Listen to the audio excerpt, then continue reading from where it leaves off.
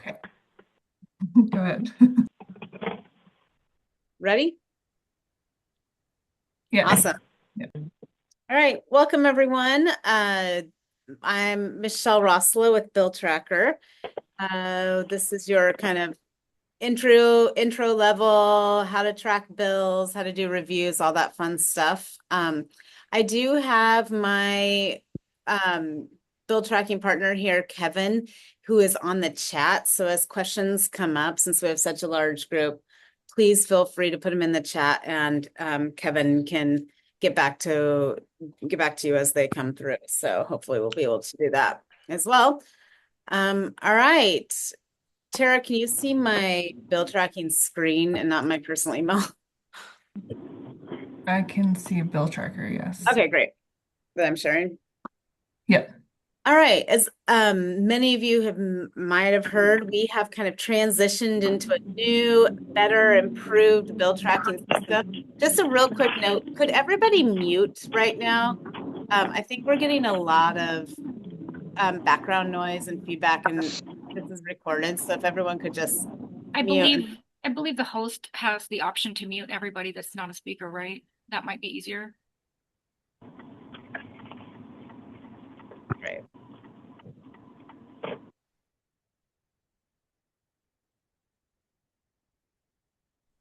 Okay, there we go. Now I'm back in.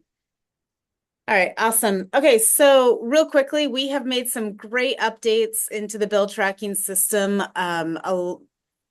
We welcomed a lot of feedback over the past few years and have really taken some of that. You will notice a lot of great changes, especially in the bulk tracking or in the tracking your bills. We really tried to focus on not having to individually add bills into the tracker. You'll see some great improvements around taking a group of bills, adding them in, and working through them that way. So with that said, we'll launch into it. You'll notice the calendar looks a little bit different. I've gone back in time to show you what it will look like when session is actually happening. As you may well know, we are real time, and so we're kind of going off of the currently all the special session bills, which you'll see in a little bit. This is from back to April 25 on the bills that I am. If this is a medical emergency, please hang up and dial 911.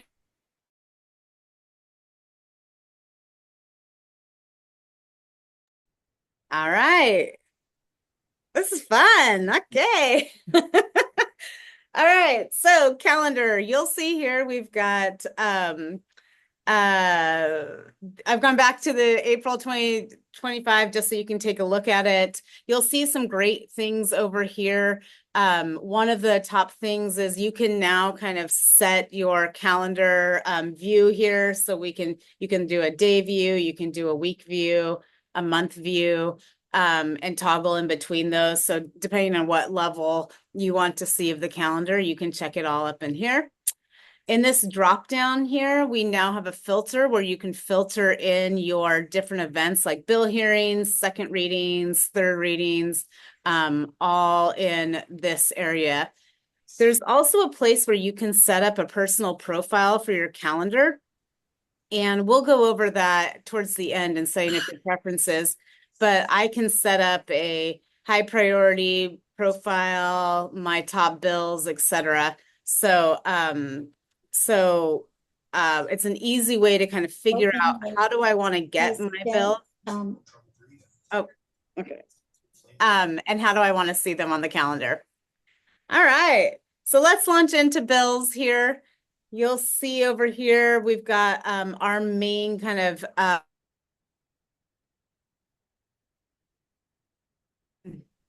sorry, I think I keep getting muted. All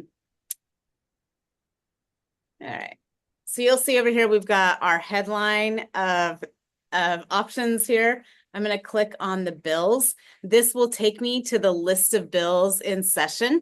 When the 26 short session bills get loaded into OLIS, we will grab all those and put them into our system. So it will, oh boy, the internet. It will show it will show all the bills for that session in there. Right now, it will default to our 2025 5 special sessions. So you just see a few bills in there as we wait for it to catch up. I think there's a lot of people online maybe right now.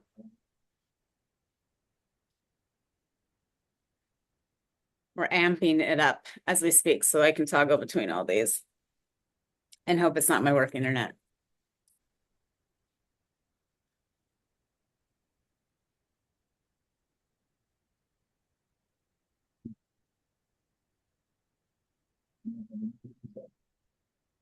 What's that?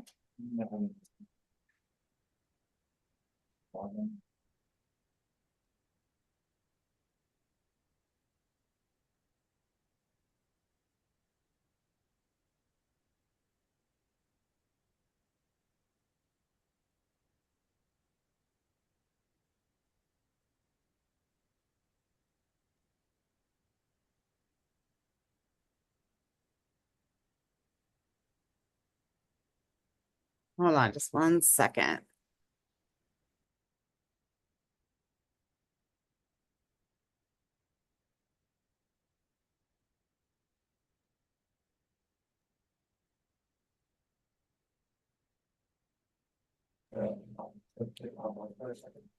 Okay, really quick, as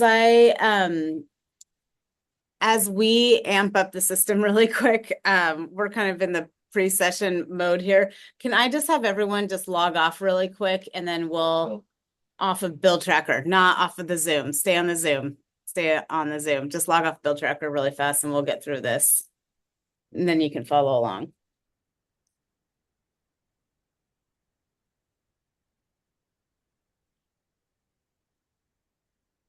Okay, here you go. Thank you. So when you log on, you will see the list of bills that will load into the system. You'll see up here, I've got this kind of subtitle area.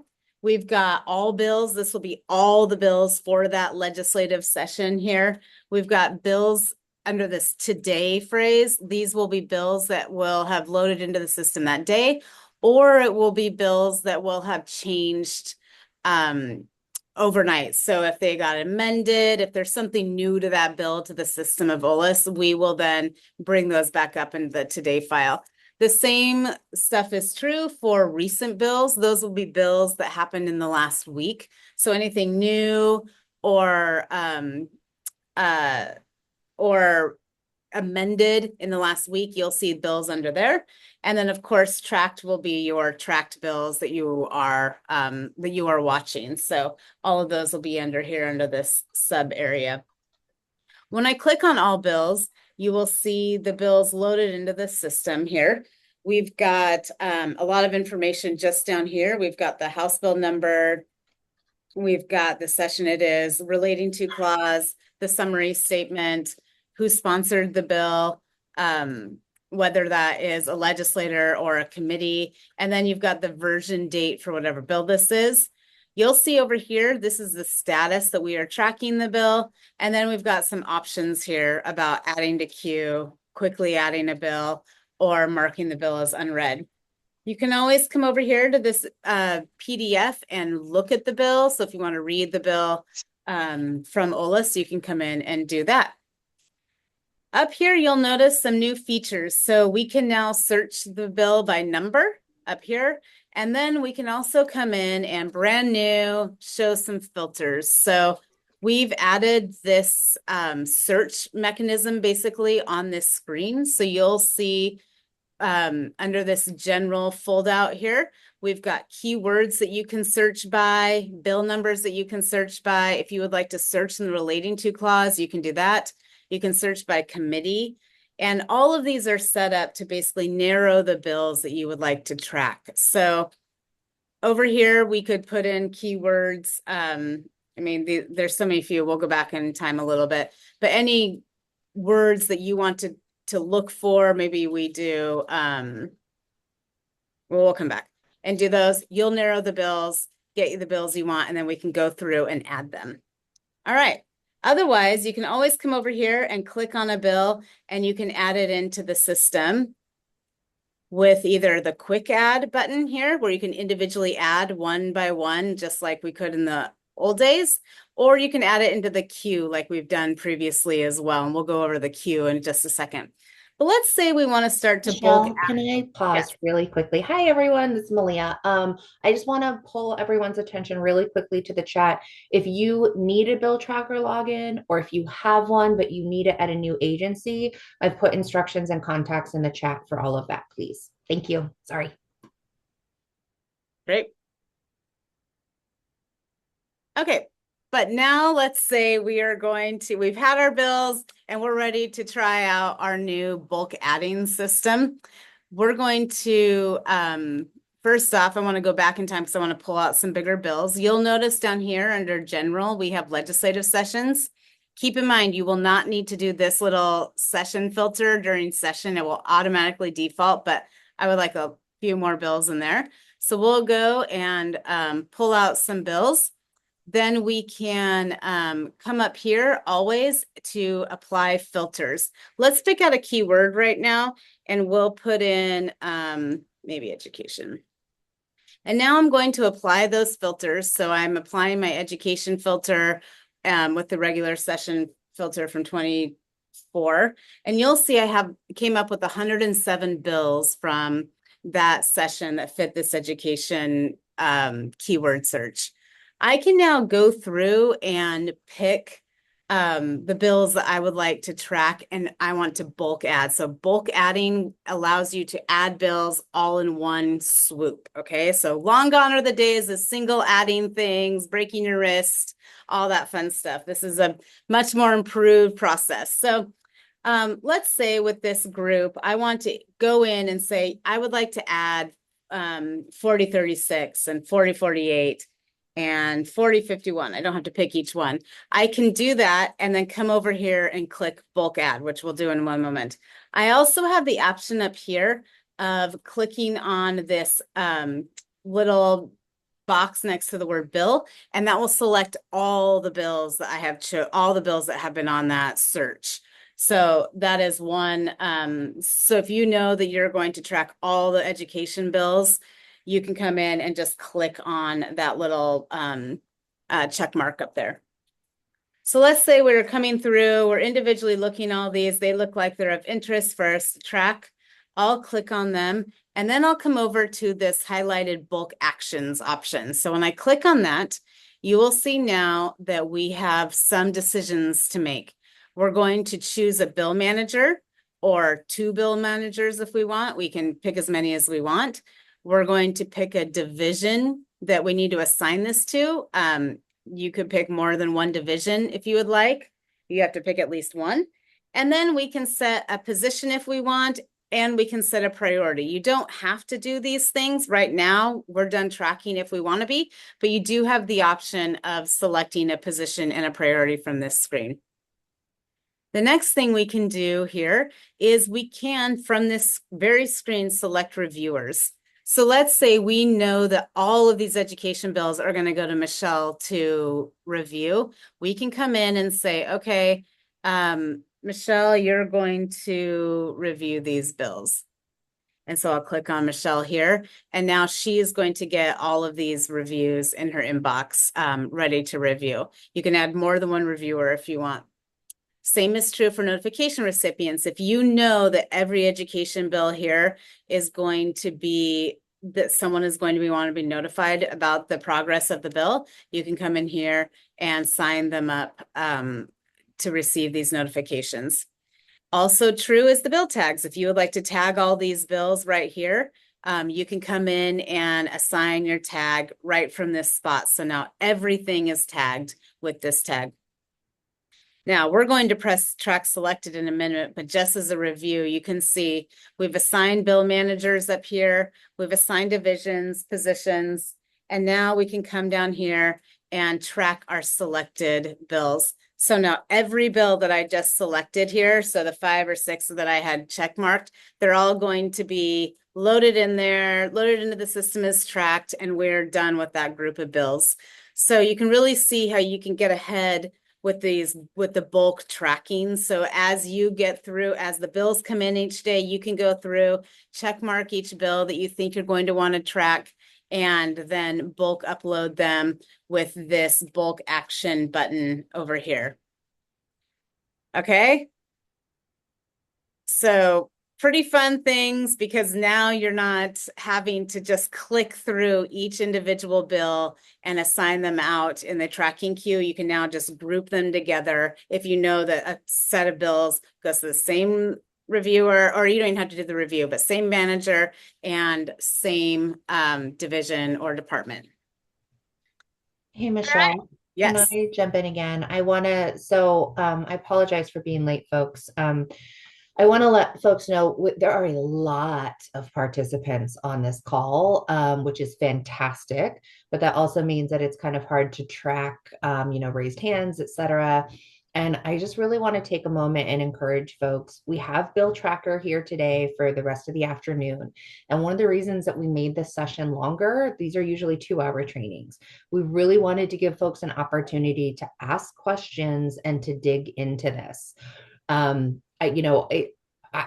know that for myself, if I just sit and watch someone do something and they just go through it one time, I don't actually pick that up and learn it. So we're really looking for people to ask questions. And if you want to see something again, or if you want to see a different example of it, please go ahead and jump in and ask those questions. I'm partially seeing that because I'm seeing some of that in the chat, where people are asking questions in the chat, and Kevin is super good about keeping an eye on that and getting answers in there. But it's helpful for everyone else on the call for those questions to be asked outright, and for Michelle to be able to pause and actually walk through the answer to that question.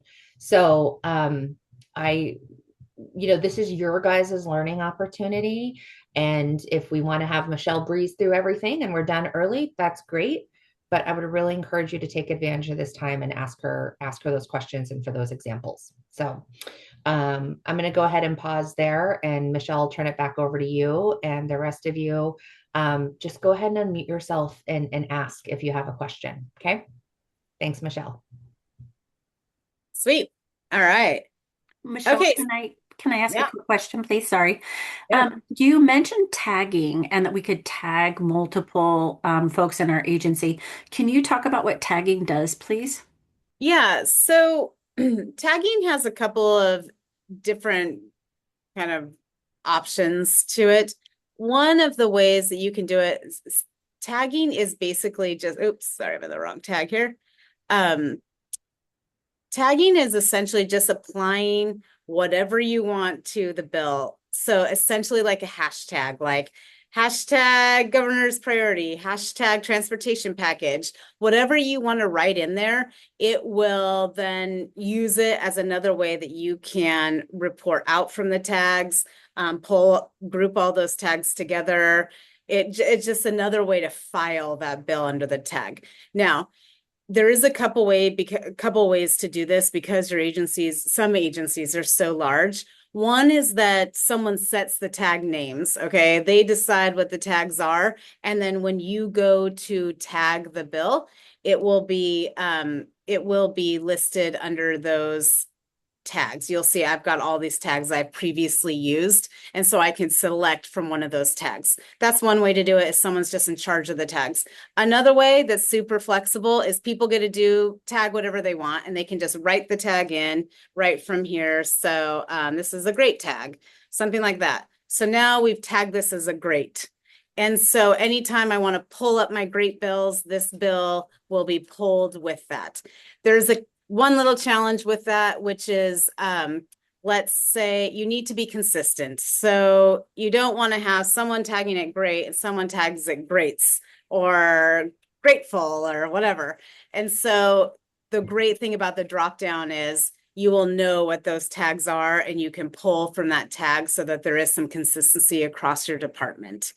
But the idea is super flexibility, right, in the filing of that bill. So if you're looking for just Jen's tags or whatever, you can go in and tag that, and then just use that drop down again to tag another bill or whatever. So the intent is flexibility and more organization with your reporting.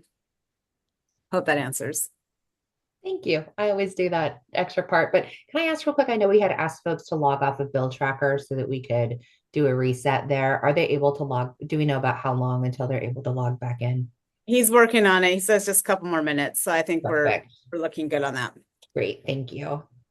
I see another hand. Tristan, did you have a hand? Yeah, I saw it in the chat as well, and I'm curious about the integration with Microsoft 365 and the calendar. I know historically, at least in my experience, it definitely hasn't removed items that then it was kind of a one-way street. Is that still the same, or is that different? It should remove them. In this update, it should remove them. So if you see that not the case, please let us know when that happens, but it should be removing them real time.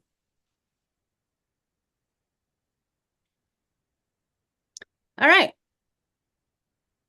Great pause. So again, just a real quick review of the bulk actions here. You come over here, you can choose the bill with these on the side here with the little boxes, or you can pick all of them up here in the top left of the bills.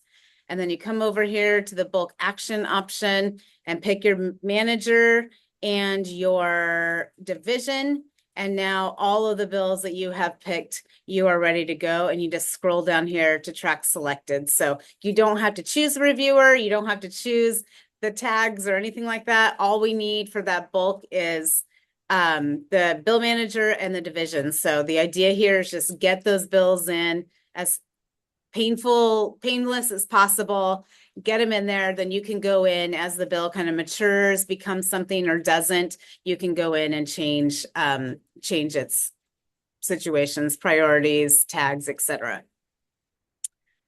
All right. And then the final way, back to kind of old school BillTracker, is just adding stuff in the queue. So if you still want to come in and say, I'm going to put this bill into the queue, you can go in and add that bill into the queue, just like you're moving through it right here. So we're adding these into the queue, and you'll see now that it puts in there that in the queue, it notifies you that this bill is sitting in the queue. You can come in again and mark this as read. So this is distinct to you, the user logged on, that you have kind of acknowledged or read the bill. So helpful when you're kind of coming in a BillTracker. We always will send you back to where you were on your page, but this is helpful to kind of keep track of where you were. So now let's come up to up here on our header here, we've got the tracking queue. We'll click on that. The tracking queue will look a little bit different now as well. You'll be able to do some filtering and bulk adding within the queue. So you'll see I've got 6 items in my queue. I can individually go through them. You'll see that this one is accordioned out, so I can select a bill manager from here and a division from here.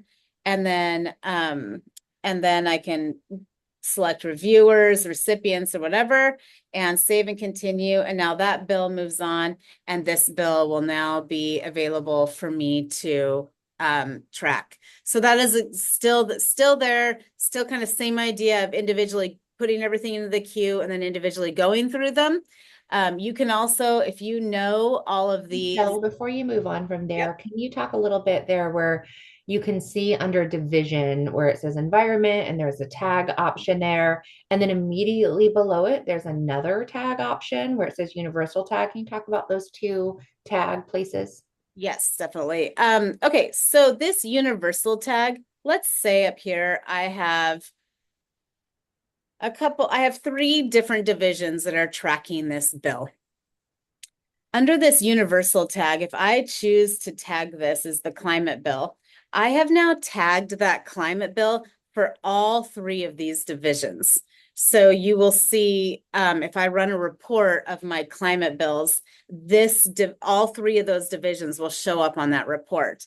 If I come here next to behavioral health and choose a tag like revenue, I've now only tagged that for my behavioral health division. Okay, it is not tagged for budget and environment. It's only tagged for this particular issue. So again, this universal tag down here, climate bill, that will be tagged for each of these divisions as I run a report.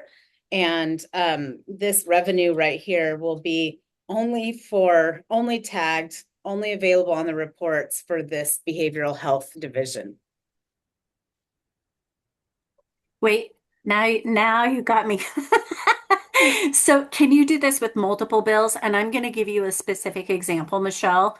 Yeah. Leah, you might remember this from the 25 session. But if we were talking about the Momnibus, right, and or some other package of bills, multiple bills, we'll use your climate bill as an example, right? So if it were multiple bills related to that package and impacting multiple divisions or programs, can we do that? Like that's Yeah. our tag is whatever we're calling that package. Yeah, exactly. So you would pull up those bills either by keyword or bill number here, and then you would come down, you would come up here to apply filters. So if you had the bill numbers, you would put them in here. You would go up here to apply the filters. I don't know if this is going to wipe out my queue, but it did. Hold on. Let me just get rid of it.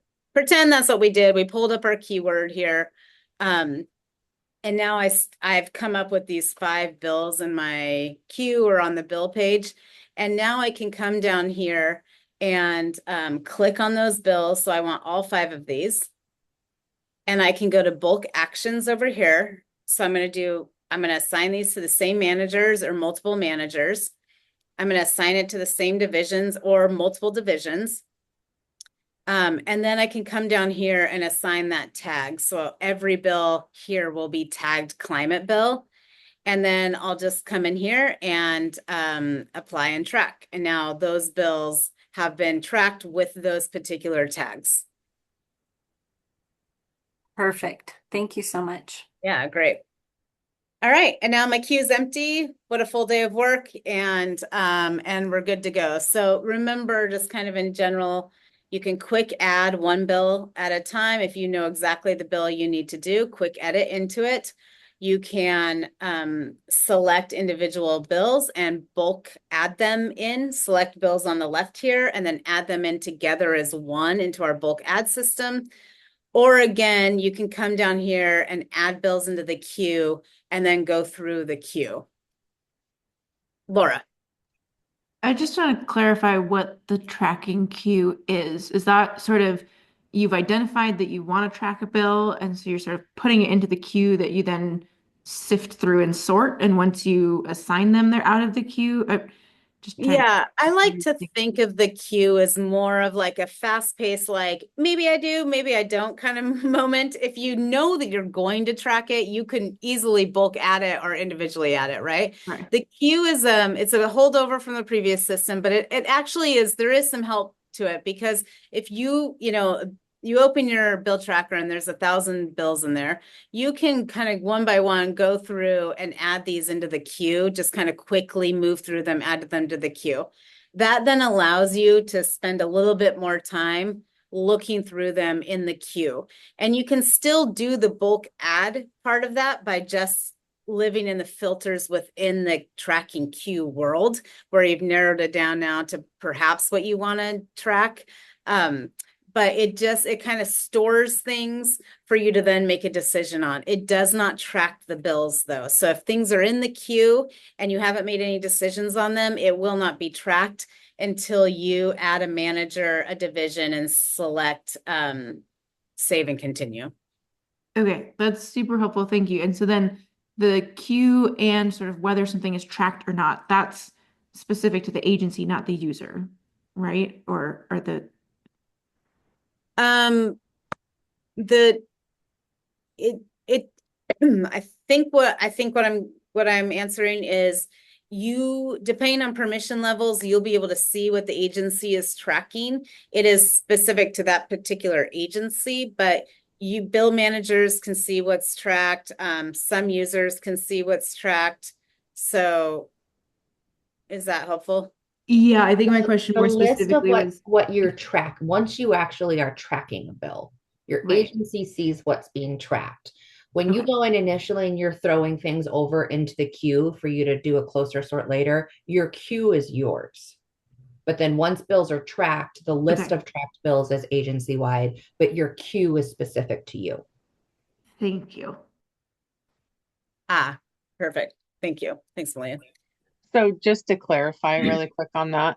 So if I tracked 5 bills and somebody else had the right permissions and they came in and untracked because they didn't want to track those, they wanted to track these, that would change it for everybody, correct? Yes. Okay. Yeah, the moment it comes untracked, then it's not tracked for your department anymore or your agency. All right. We made it through the brand new tracking. Yay. Okay, so now we'll move into our bill detail page, which looks a little bit different than before. There's some fun stuff in here. You'll see now we've kind of organized this kind of layer here of tabs. These are specific to this bill. So everything on this page is related to House Bill 3991. I can always go out and look at the information that's on OLIS. I can come down here and look at these different options here. So I have the overview. This is like the relating to clause, the summary, the effective date, and then the parties that are interested in it within our agency. So we can see here that these are the two tracking over here. At any point, I can come over to edit tracker, and that will take me into the tracking area that we were before, and I can edit anything that I need to do there. And then I can always come in and remove the tracking. So that is a super easy way, especially at the beginning, if you start to bulk add a bunch of bills and then you realize you actually don't need to track certain bills. This is where you'll come in and remove the tracking for those, for this particular bill if we weren't tracking it anymore. We've got documents over here. So when I look at this documents section, we now kind of file them underneath these other categories. So you'll see we've got the 3 bill versions. You can come in here and look at the amendments that were adopted. So these are adopted amendments. These are proposed amendments. So if I need to look at any of the proposed amendments, that lies here. These are not adopted. These were just the dashes that were proposed at some point. And then in here, we've loaded up the additional documents. So you can see the fiscal impacts, the commentaries, like anything that floor letters, all that fun stuff that's kind of part of the record, we will pull in and load up here. In the history, this is how the bill became a law, essentially. You can see when different votes occurred, who voted no. Over here, we have the no votes and the different kind of life cycle of this particular bill. And then finally, in the meetings section, you will, if you are tracking the bill as a bill manager, you will be getting all of these notifications from us about your bill. So you will get the calendar invites, you'll get notified of amendments if you sign up for those. If for some reason you don't get those, if you deleted it or whatever, you can always come in here and force add this onto your calendar. The other great thing is you can come back and historically watch that committee. So this little play button will take you to that joint special session on transportation or wherever this lived. So you can see what the end status was and watch this committee. These things, documents, history, and meetings, those things we look for daily, hourly at this session. So if you don't see something right when you need it, just give it a couple of minutes and come back, and it's likely that we've that it's loaded back up into the system. So all of this is on us to pull. The reviews over here, this is the kind of bulk of the work that you have to do to fill out your review, get it in. And this is where BillTracker will store all of your award-winning reviews. So you'll see in here, we've got the bill reviews for this bill. There's 7 living in here. We'll go through a bill review in a minute. And then we also do let me scroll down, try not to, the proposed amendment reviews, fiscal impact reviews, and your governor reviews. So you can come in at any point and work through those. All right, so let's say it's time to request a review from a reviewer. We'll come up here to request a review. We'll pick a bill review, a proposed amendment review, or a fiscal or this governor review. We'll pick bill review. And this is where we can come in and select the individual or individuals that we want for a bill review. So I'll go up here to bill reviewer and I will pick myself, who is loaded somewhere. Here we go. And I can give it a due date. Maybe I need to have this done by next Tuesday. And then I can write a message. I'm going to show you the default message, but if there is a specific message you want to write here, like, hey, look at section 5 or this looks different or something, you can do that. And then you're going to go ahead and send this review out. And now Michelle is getting the bill review. And so let's go into my email real fast. Let's hold.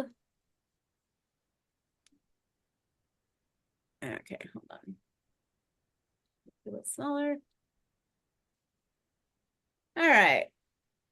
So here is that bill review email. You've been asked to review this bill. It has the bill number, the relating to clause, the summary statement here. And then we're going to click the link below. When it's due, we're going to click this link and we're going to fill out the bill review. So you'll see on this link page here, we could read the bill here if we wanted to read the bill. We could recommend a position here. We can recommend a priority level, and we can write tremendous comments here. And now, and I should mention this cell is very large, so you can fit a lot of information into this particular area.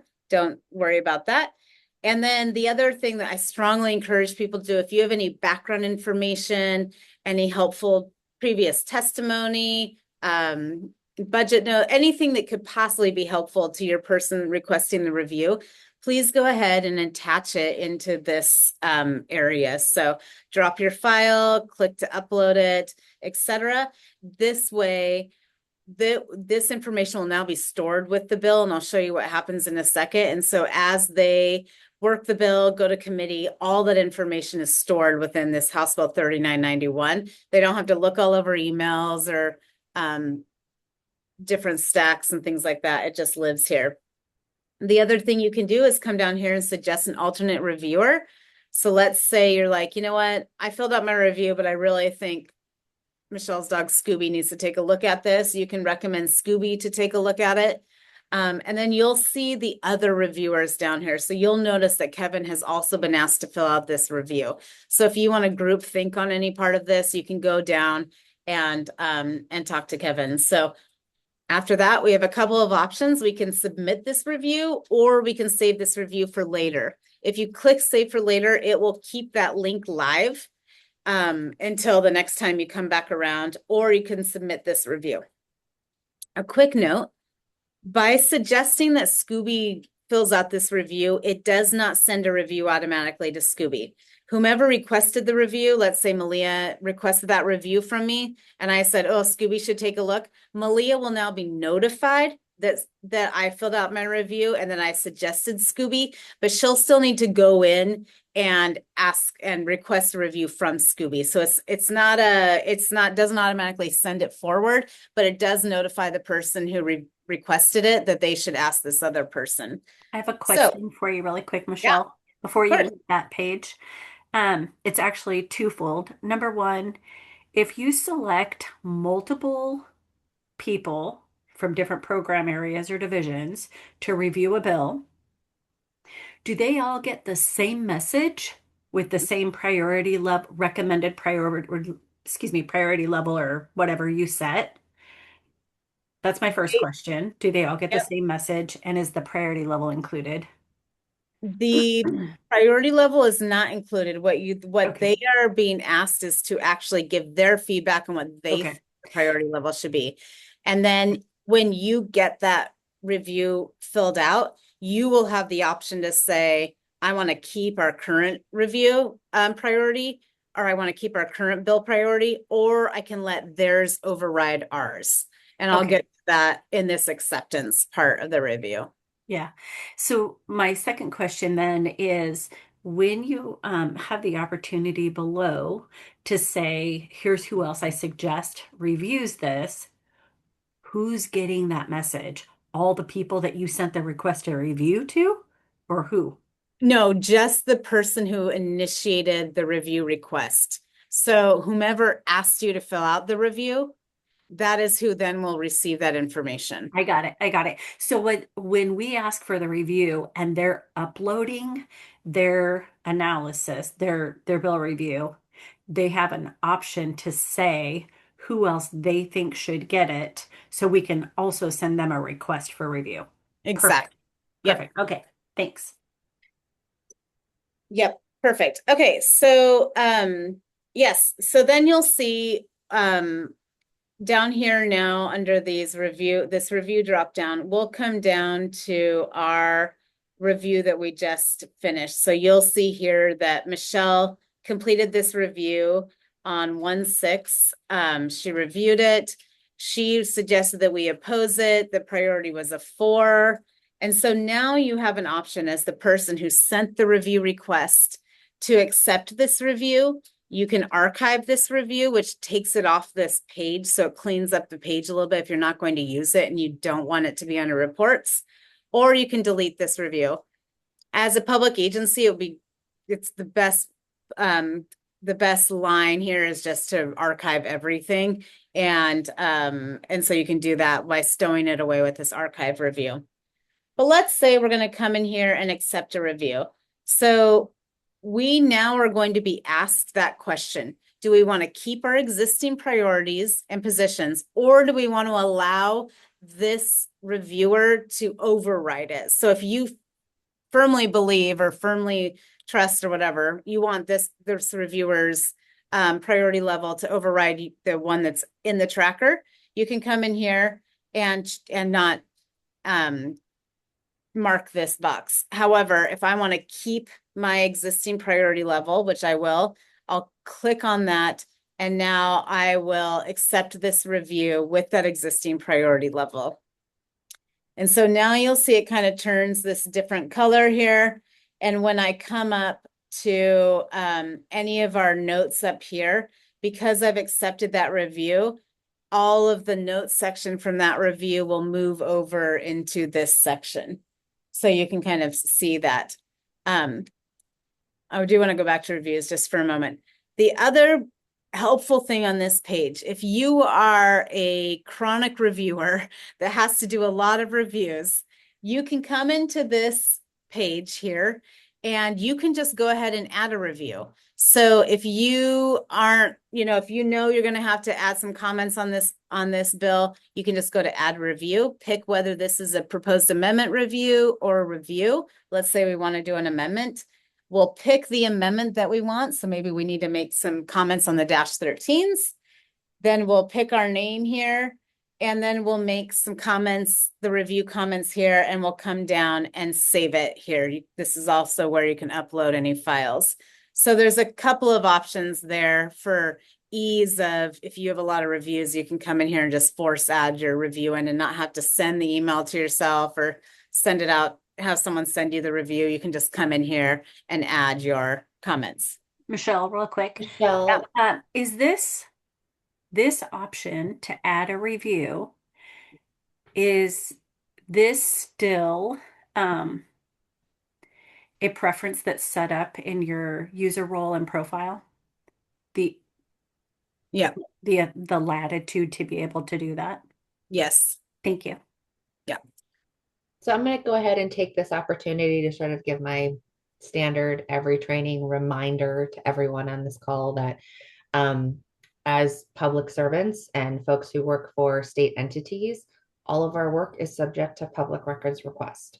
So when you are dreaming up tags or program names, or if you are adding, filling out a big comment section with review, just keep in mind that all of that is subject to public records request. And so, yeah, just make sure that you tell your teams to keep that in mind when they're creating things in here. Perfect. All right, so that is a great way to talk about the notes section as well. So there's a couple of different ways to handle the notes section. The reason we have this whole notes section, not just a big long group of reviews, is reviews give you a chance to kind of edit out the stuff that you want on some reports, some notes reports.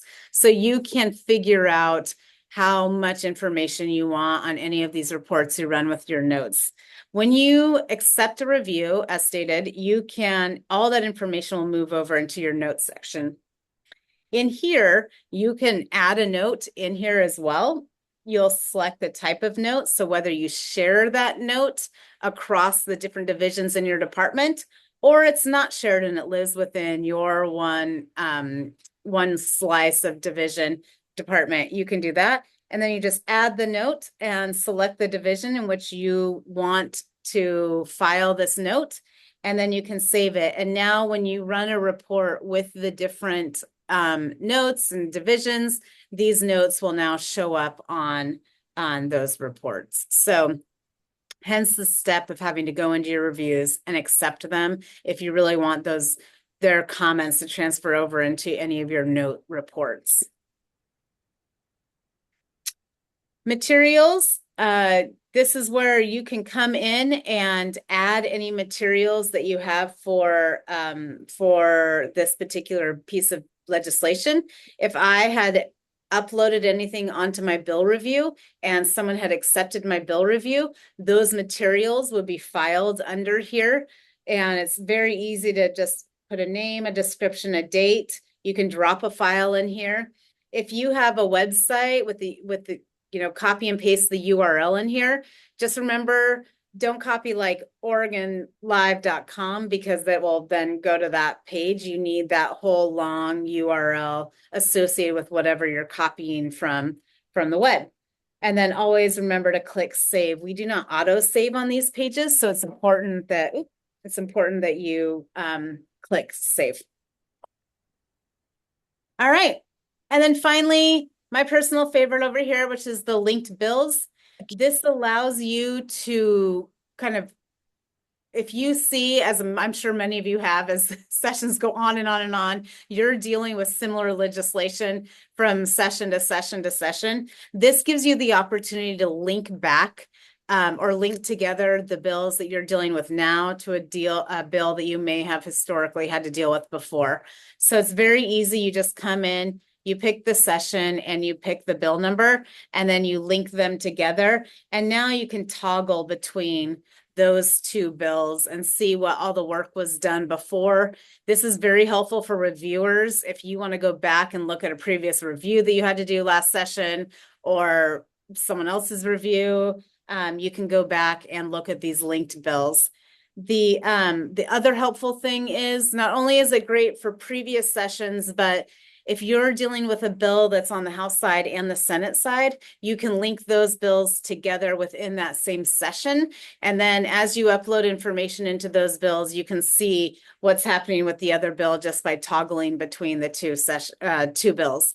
So I'm a big fan of this area. I think if the intent is just kind of to keep building institutional knowledge around these bills, we can add, you can just kind of spend a couple seconds, link them to previous bills, and now people within your division can move around and look at previous work quite easily. So that is the bill detail page. Basically, the key here is, we're pulling this information. Meetings is where you can historically go and watch any of the meetings. And then again, this is the review point where if you did not send it out in the bulk review or during that tracking time, this is where you can come in and request reviews, add reviews, all that fun stuff, and where you can complete them as well. Can you go back and tell us one more time? Yeah. What was it? Can you just walk through that one more time? Oh, yeah. let me walk through the linked bills one more time. So essentially what this allows you to do is when you have bills from previous sessions that are the same as the one you're dealing with now, or within the same session, like say one's on the House, one's on the Senate, you can come in here under linked bills, click on a session that you know the previous bill was in. You'll find the session and then you'll click on the bill number and find that bill number, and then you'll just click link the bill. And now I can come down here and toggle between those two bills. So you'll see, we're not tracking this one, but you can see the information on that House Bill 4038 from 2018. And then when I click on this linked bills, it will bring me back to my current bill. So anything that was in that previous bill in the whatever it was, 4038, we can see all of our reviews or notes or anything from that previous session as well. So that's the bulk of what that linked bills does. All right. Can I ask something about when you were on the document, when you're on the review page to actually upload documents, can you upload more than one document to that page?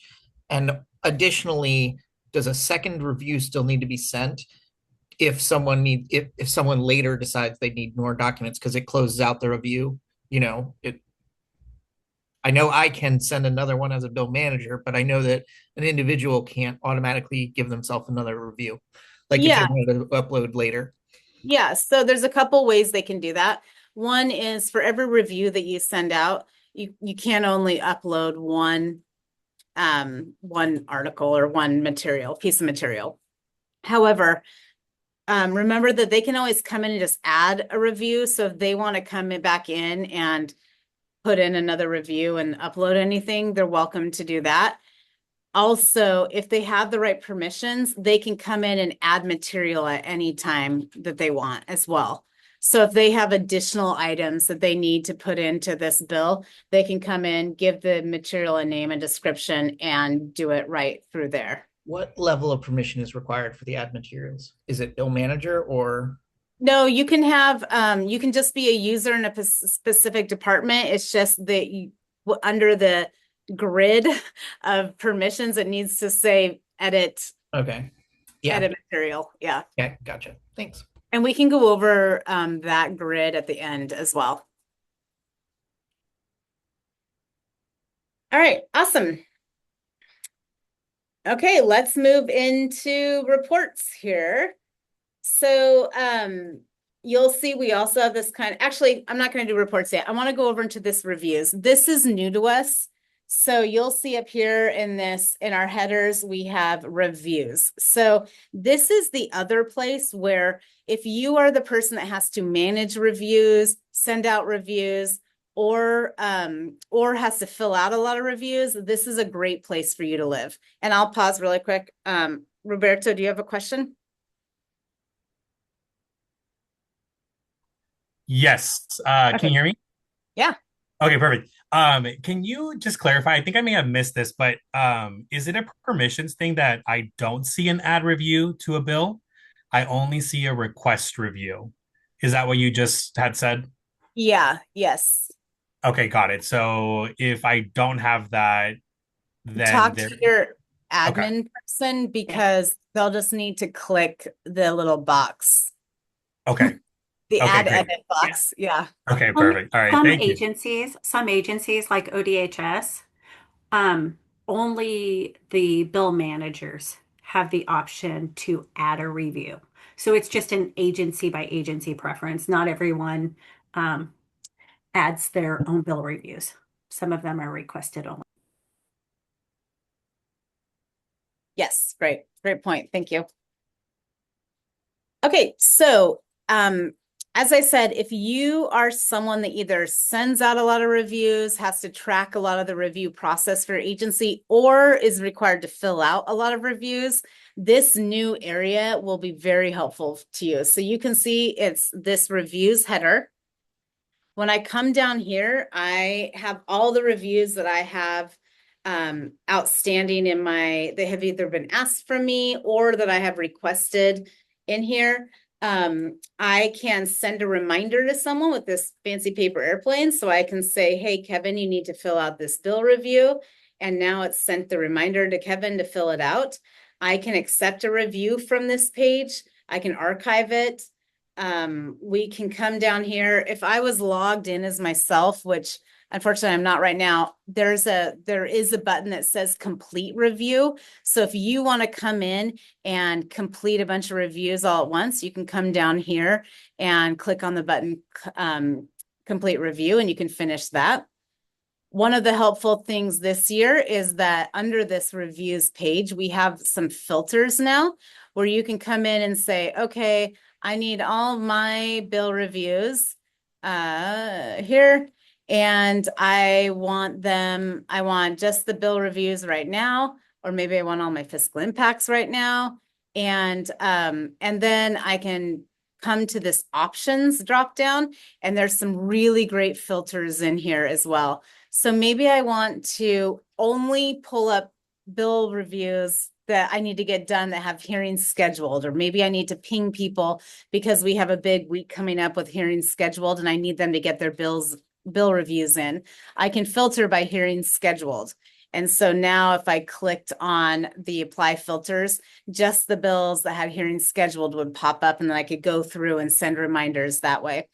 Same with the overdue. If you have a lot of late review requests, you can come in and filter by the overdue ones, and then you can go through and send reminders to those folks. I think it's helpful to hide your completed reviews or your accepted reviews so that it doesn't clutter your screen if you're a big review requester. And so you can always hide your accepted ones. And then you can always come in and show any of your archived reviews. So keep that in mind. All of that now lives up here in the filter area. So if you have to manage a lot of reviews or you're in charge of filling out a lot of reviews, remember under here reviews, and then use the filters to maybe kind of control some of your workflow and where you need to spend some attention. So either under this options drop down here or by division or whatever. We're pretty excited about this because I think it will really help kind of the workflow of people that are in charge of a lot of reviews, kind of ease that pain. All right, now let's go on to reports.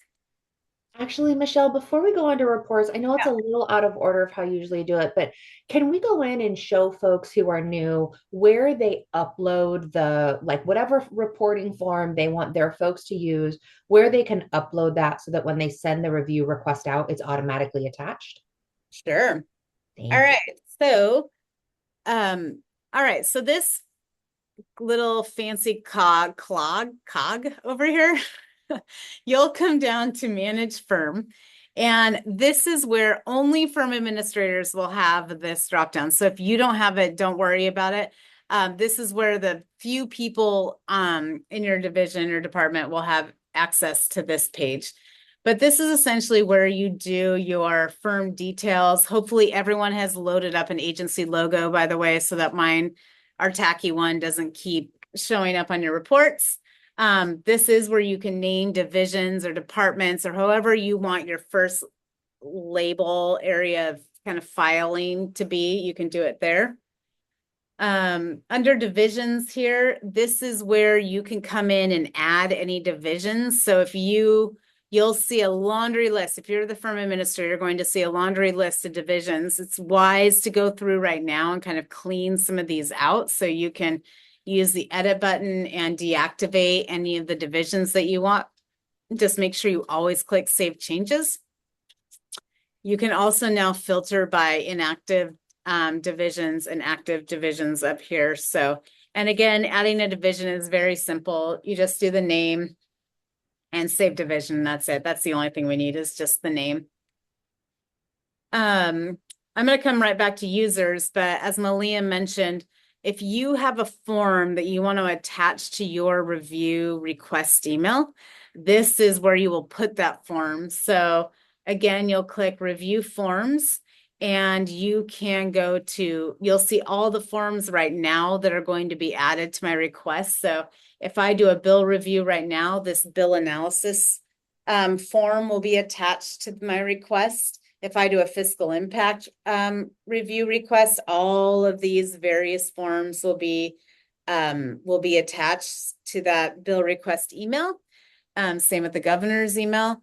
And so the governor's sheet email. So to do an add form, you just click on add form, pick the type of review request it is. So if you want to attach to a bill review or one of these other ones, you'll click on that. And then you'll give it a name and you'll drop in the file in here. So it'll be easy to just drag it right in, click save, and then it will live here with those forms. And then it will go out with every review request email. It is super smart to now, between now and session, go in and delete any of these old ones in here. So if you don't want these fiscal impact instructions attached to your fiscal impact statement or request, you should go in and edit and delete those out of there and add any new ones that you want into this area. So a couple of things on that. I want to point out, because it was in the chat, but for those who aren't tracking the chat, this is something that is just an admin level function. So if you're not seeing this, that is because only your admins can choose which documents get uploaded, et cetera. And then secondarily, generally speaking, I would definitely go in and delete like a 2018 fiscal Excel for the 2026 session. But on that note specifically, if you don't have it already, LFO actually has done a minor change to the FIS form, the first really kind of significant one I've seen for a long time. So make sure that you have the updated FIS form for 2026 uploaded and ready to go.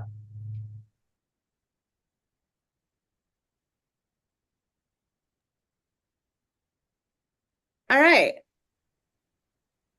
Okay, great. And I just talked to Kevin, and I think we can have people log on to BillTracker if you want to do that right now. We'll see how it goes. If it's not at full capacity, because that will boot everybody off. But I think we're at a good marching pace right now where we can have people log on and kind of play around with it as we go through this. Malia, do you want me to do users now or come back to users? Are you going to do reports next? Yeah. I'm not following the chat, so I don't know where people are with their thought. Yeah, that's why I'm peeking in here. Yeah. I'm trying to think.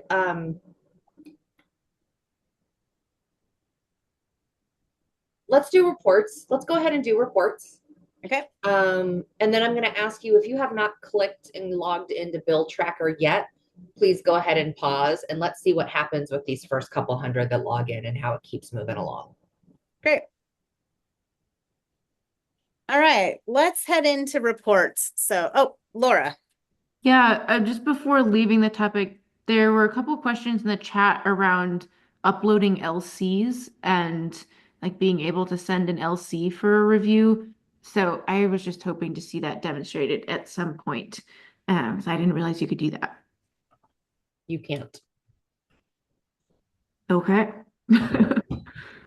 Sorry. Yes. So LCs, we use BillTracker to process LCs through the governor's approval process. But it's pretty limited to that. So your LC drafting team should be reviewing your LC and doing all of that work with your LC before you load it up for whatever next permission step in the governor's process. That's super helpful. I had read it as somebody sent us an LC for this bill and we can kind of get a jump on loading it into the system, but yeah. So not the case. I'm going to guess that reference was, so for example, I have an LC that I'm looking at for a member for 2026. That members LCs are not going to be in BillTracker where we can review them or work on them. We have to wait until they actually get introduced as bills, and then it will load as a bill into BillTracker. Yeah, and I'm not sure like the original conversation, but so if that's not what it was, but there won't be LCs for 2026 ahead of the session.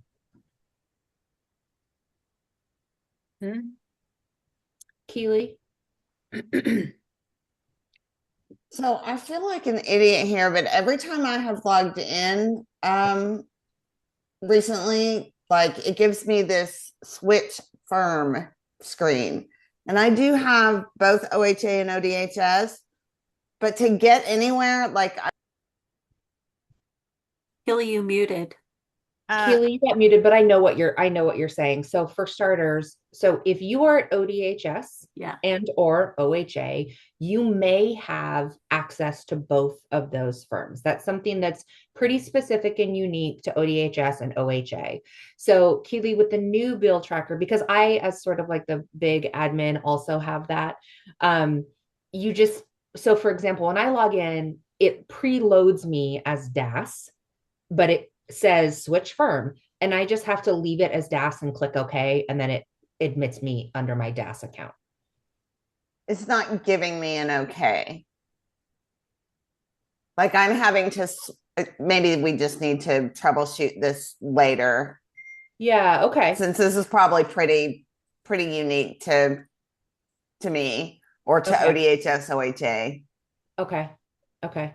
Yeah, if there's anyone else from ODHS, OHA who's having that same issue, if you could put your name or something in the chat so Kevin and I can see which accounts of those to look at. And then Keely, yeah, let's look at that because mine is kind of the same and I've just been able to like click OK and move forward. So, okay, thank you.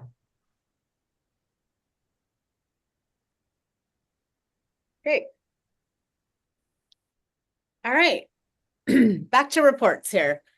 So you may remember from previous, we have 3 different ways to do reporting in here. One of them is our template reporting. So when I click on the word reports here at the top headline up here, I am brought with all of these different template options here. So I've got end of session reports, I've got activity reports down here, and just you can play around with what type of template you want. They're already in here. You might as well see if some of them might be useful. We'll do a tracked bills report. When I click on that, it will ask me to define the parameters that I want. So the stuff that I actually want reported out. So maybe I want my admin and my behavioral health bills. The session will default to the current session, so you don't need to worry about that. Maybe I want all the bills that I'm the manager on. There's some great options with like last action, maybe anything that's changed from last Friday to this Friday.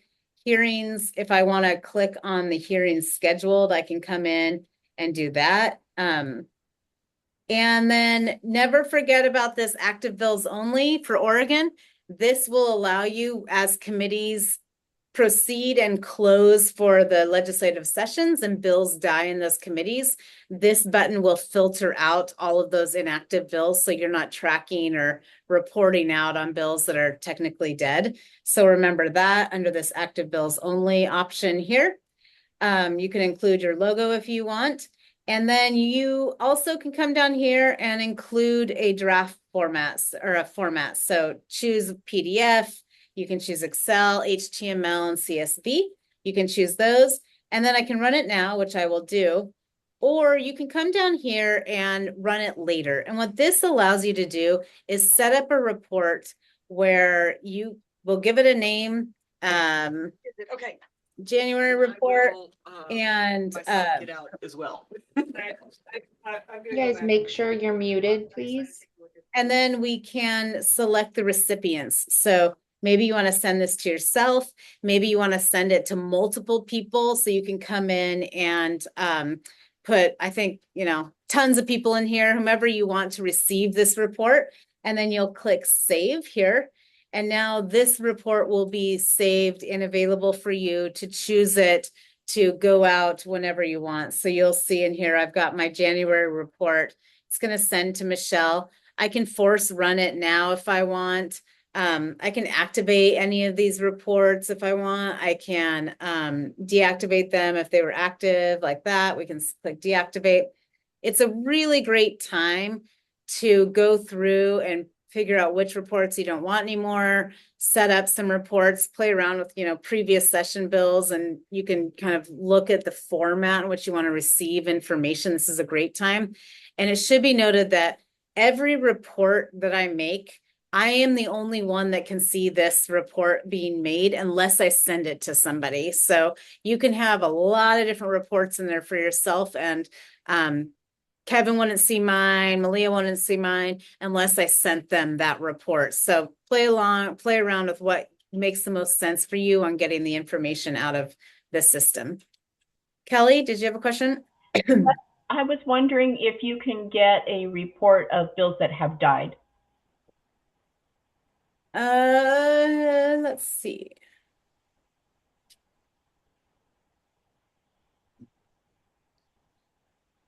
I don't believe you can, but I'll put that on my list. Okay, thank you. Yep. Okay. All right, so the next way from the report template is to go into let's go to custom reports. Go into custom reports. So this allows you in custom reports to pick the exact fields that you want kicked out on you. So you can click on, I'm just double clicking here, but you can click on like maybe the bill number, the last 3 actions, the notes that you want. And you'll see that when I double click, they find their ways into this color coded options. So we can click on any of those. You can also just drag them down if you want to drag them down. The other thing is once they're in their color-coded box, you can move them around however you want it to spit out in your report. So this custom report has an immense amount of flexibility in how it looks when you run it. And then once you've picked the fields that you want in your report, you can come down the parameters and pick the parameters that you want reported out. So maybe you want the committee reported out, bills in the committee, or different. This is where your tags will be helpful. If you want to run all your tags, you can come in and do a tag run. And this hearing scheduled again is helpful if you want to set up reports of bills that just have hearings scheduled so you can keep on track of your reviews. That's helpful. And then again, I can run this now, or I can again set up the report to save it later, give it a name and then save it later and a recipient name, and then click save. So that's the custom reporting. The final version, which is pretty popular here, is the Excel export. So what you do here is you can just click on the various bill numbers like so, or bill fields, excuse me, anything that you want. And then once they're over here, you can move them around. You can drag them however, you can drag them over. And then once you've selected those, you can come down here to parameters and pick all of those parameters that you want reported out. And you can run it now, or you can run it later again and just have it set up on a cycle to run when you want it to by selecting the frequency in which it gets reported out. And then that's also where you can add additional recipients. So you can go in and build a report or an Excel export and have it go to all of your legislative coordinators in different divisions or wherever else. I think that reports are one of the more underutilized functions in BillTracker, and I think that they're incredibly helpful. So if folks want to go in and kind of poke around in those, and I'm always happy to answer questions if there's anything that I can do to help automate some of this info for you guys. Awesome. All right. And then finally over here, this is your kind of saved exports. So any of your custom reports that you have saved, you can come in here and grab them, force run them, edit them, delete them, activate them, etc. So again, all this lives under the report. All right. Finally, up here under the big header, we've got our legislators. You'll see here, we've got their email addresses and their district websites. You can come in here and add individual notes. And so it's very easy. You just come in here and you say, okay, meet Monday. The intent here is not about an individual bill. It's more generic points. So like the legislator's birthday or their office hours or legislative phone number, like things like that might be helpful. The intent is not to be like House Bill 33, they hate it or whatever. That you should keep into the bill number and keep this solely about the legislators' kind of public doings. And again, gentle reminder, don't add any personal flair to this little section, just in case there's public records requests, as tempting as it is. All right, we're rounding the bend here. I'll spend, let's go into account preferences. So under this cog here, we'll click down under account preferences. And in here, you'll see kind of various ways, organizational ways. These are all these tabs are set for you, the user logged on. So everyone has these, they're particular to that individual user. So you'll see my account details are in here. I can come over here and set my notifications. So if I want a third reading email, I can sign up for that. I can sign up for a completed reviews email. The only thing we default you to is a completed reviews email. So if you don't want yours, you can unclick that. And then you can come here and click on a daily calendar email if you would like to receive that. If you would like a proposed amendments email, so every day on the bills that you're tracking, we'll send you proposed email. We'll send you an update on the amendments that were proposed that you're tracking. And then new to us this year, which we're excited about, is this. It will daily veto, signed, enacted kind of governor update on what happened to the bills. So as the bills go further down the session, you can sign up for a daily email that says, hey, these bills got enacted yesterday, or these bills got signed, these bills got vetoed, etc. You'll have to come in and click on that. We don't default. If you'd like to opt out of meeting invites, you can do that here. And then perhaps most helpful is you can sign up for meeting invites. So rather than getting, if you're a bill manager and you guys are tracking 600 bills, rather than getting all of those updates, you can say, I only want meeting invites for my super high priorities. And particularly for the amendments, because we send you with the new addition of the amendment emails, you could potentially be getting a ton of email around these bills, especially if you're not, if you're tracking a lot, you add in the amendment emails. I think that would be a wise way to kind of just narrow that stuff down a lot. And then you can always opt into a text message towards the end of session. We can send you a text when the public hearings get within, I think it's like 8 or 12 hours. Not only will you get an email about your bill, but you'll get a text as well. Michelle, can I clarify on the amendment notifications? Is this a batch email in the morning that pulls any newly posted amendments and it's a single email with all of them?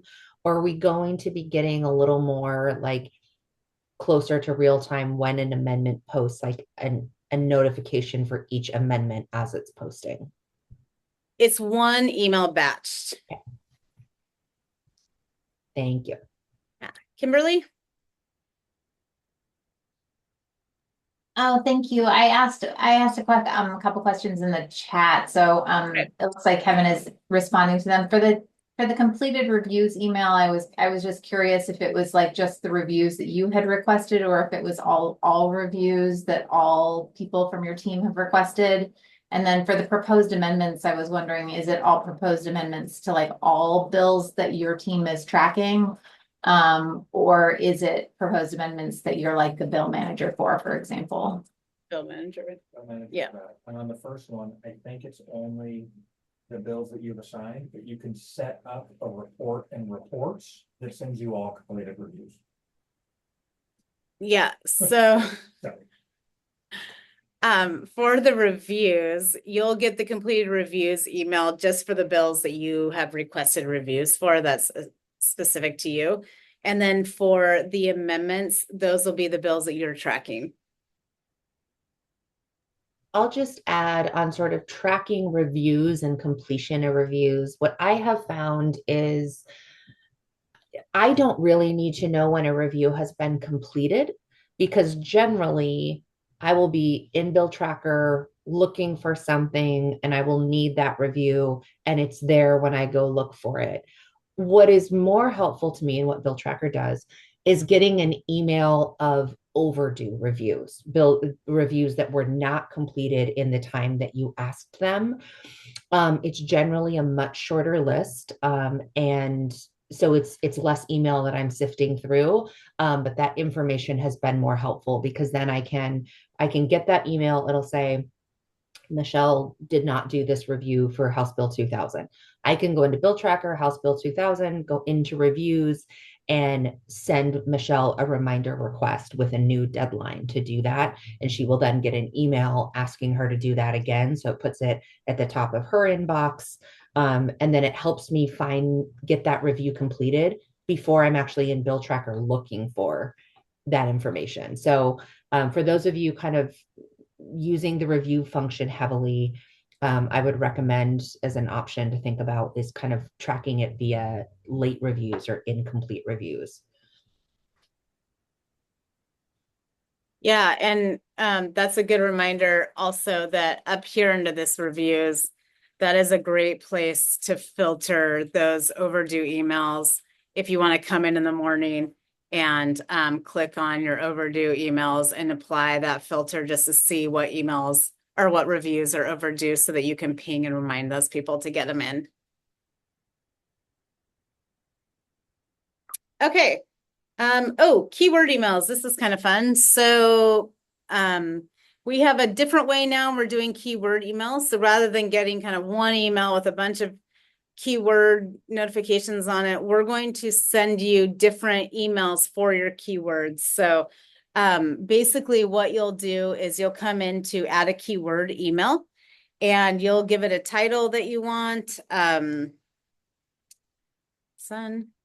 And then you'll want to give the system some keywords to look for. So sun, sunshine.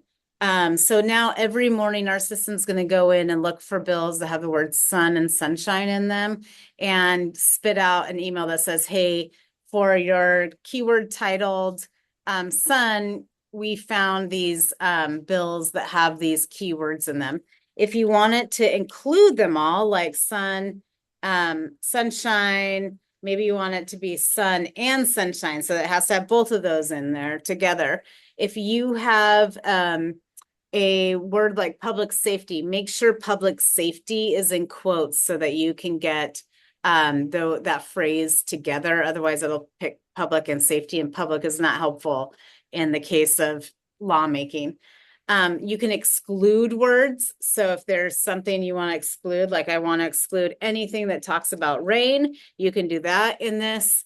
So now we've included all the bills that have sun and sunshine in them together, but I don't want any bills that have the word rain in them. And then I can save this up here.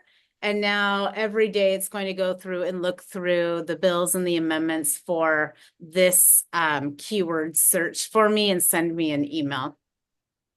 One helpful thing in here as you're kind of looking through or doing this before session starts, you can always suspend the mailing. So if you don't want it to email you every morning looking for bills that don't exist because we're not in session, you can just click suspend mailing and then come back in when session started and reactivate that. And always remember to save. We're not auto saving on these.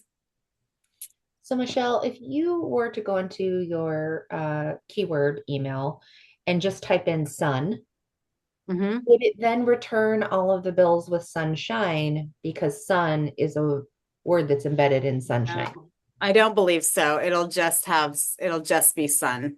It'll look specifically for that word in its Yes. entirety. Yeah. Okay. Okay. So if you are tracking everything for service or services, you need to type in services and service because it won't automatically capture. Okay. Yeah. Got it.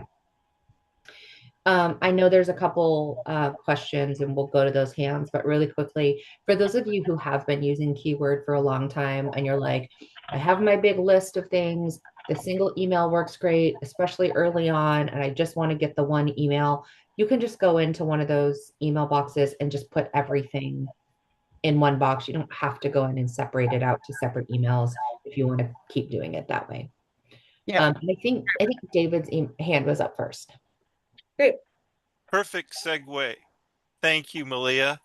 My question is there a limit to the number of keywords or keyword phrases that we can enter into that box? No, there's no limit into the box. Thank you. Yeah. Also, second question, the maximum number of results to return below. Can you please elaborate on that? Why even have a limit? Like if there's 1,000 bills that have the word in it that I include in the keyword search, why would I want to limit the number of returns I get? People may want to have smaller lists to go through, or it signifies that they're not narrow with their keywords, but yeah, you don't need to have a maximum. You can delete the maximum number out of there. You can just remove that. Yeah. I tried increasing the maximum to like 1 million just for laughs, and then I tried to save the keyword, and it prohibited me from saving it. Oh, it doesn't prohibit it. Thank you. Thank you. All right. And lastly, if I understand correctly, you will get a separate email for each keyword email that you add. Exactly. Okay, I have to think through whether or not that will benefit us here at the employment department. Thank you. Kelly? I think it got answered in the chat, but I was wondering if you had wildcards, so that the problem that Malia, I think it was talking about if you had like sun, but you also wanted it to pick up sunshine or service, and you wanted to pick up services, that if you use an asterisk, you would still get the same, you would be able to pick up derivatives. Is that Yes. correct? Yes. Okay, thank you. Okay, great. And then we've already talked about the tags in here, but this is where you can go in and add any tags that you might want to use. Remember, you can always just type them in when you're tracking a bill, but you can also come in and edit them if you don't want some of these tags anymore. So remember, we talked about different systems where someone might want to be the one that adds all the tags and no one else adds any tags. And then they can come in and add those tags in here, and then those will be available to you as you track. Or they can come in and so deactivating them now if you don't want these tags anymore, you don't have any use for them. That's a helpful exercise before session. Otherwise, as you make tags, they'll be loaded into this area as well. Okay, profiles. So this is kind of the I talked a bit about the calendar profile here. So if you want to set up a toggle on your calendar where you can kind of filter out just your agency bills, but you want to look at specifically your bills or something to that order, you can set up this kind of calendar profile where you give it a name. You can select exactly what you want that calendar to filter to. So maybe I just wanted to show all of my budget bills. I can come in here and save these changes. So now I will have a calendar for just budget bills. I can also make this my default profile so that anytime I open my calendar or open BillTracker, this calendar will show up. So perhaps you want all of the bills that you're tracking in your budget division, that to be your default calendar, and then you'll toggle between your other calendars when you look at it. You can set that profile here. The other one is this bill profile. This allows you to, when you're tracking bills or searching for bills in the filter, you can have these bill profiles up here with the exact same kind of opportunity. Just pick, maybe I want an option where I pick all my budget bills. And then you'll want it to look at, you can look at the tracking status. This can be a default priority or profile, etc. All right. Finally here, you can change your password, update your password within this area. The admin people, if you get locked out, the admin people can also send you a password request email. So you shouldn't be in the cold too long. And all of that's pretty manageable here under the account preferences. All right. One last thing that we skipped earlier that we're going to go now, and then we can finish up with some last minute questions. But here is our users. So under here, we've talked about firm details. And again, I just went to the cog and went to manage firm. Not all of you, again, reminder, not all of you will have this drop down, but it's helpful to kind of see how things are organized. You'll see what people's roles are and general kind of user roles here. If I want to, I can now toggle between the admins and the bill managers and bill reviewers. I can always search for a user in the search bar here. I can go to add a new user, and you'll see in this drop down, I can have a bill manager or an external user. Bill managers have logins into BillTracker. So they will get an email when you sign them up, they'll get an email asking to log on and set their password. An external user is just a bill reviewer or a notification recipient, and these people do not have access to BillTracker. So you may have a fair group of people that are just bill reviewers or just notification recipients, and they don't need the access into the BillTracker. They just need to get emails. Our system just needs that email to send them the review. So that's where you will, that's what the external user is just someone who doesn't have a bill tracking login. You'll come in and set let's say we're going to do a normal user here. You'll come in and give them a first name, last name. You'll set their username and an email. We don't need their phone number. And then you'll come down here and you have some decisions to make. So if they're the firm administrator, remember that person's kind of like the BillTracker office manager. They set up all of the users, the departments, they edit everything in there. Bill managers, they are the people tracking the bill. So they have access into every part of the system. They can see everything, they can do everything. They don't set up the users, but they do the kind of bulk work part of that, sending out reviews, tracking bills, getting all the notifications. So they're kind of the mainly legislative people. Then in order though, for this user to be a bill reviewer, you will also need to click on this bill review box. So even if they're a bill manager or firm administrator, you'll still need to click on this bill reviewer option. Same with the governor and the fiscal impact reviewer. So those will need to be checked if you're going to send this person a review. All right, you'll notice here under Bill Manager, when I click on Bill Manager, all these specific user permissions will dry up. And that's because this Bill Manager has all of those permissions. So don't, if this is the person that you want to have full access, you can just click on Bill Manager. You don't have to make any other decisions. However, if you don't want the Bill Manager options, you just want a normal user, you can come down here and select the very specific divisions that you want this person enrolled in. So maybe you want them to be admin and behavioral health. You can come in and select those divisions as well.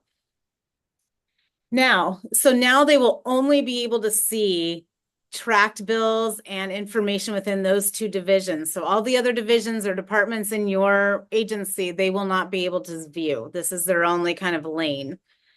Under user permissions, you can come in here and decide now under this user, do you want them to be able to edit the tracker? So do you want them to be able to change priorities or the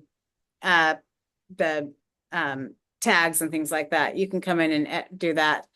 EOS is end of session notes. That actually, we need to delete that because I'm not doing that this year. Materials here, we have, you have all these different levels of permission for materials. So we've got the view materials where they can just view it, where you can edit a material. So you can, edit any of that stuff. Create is uploading any of that information, so you can upload them.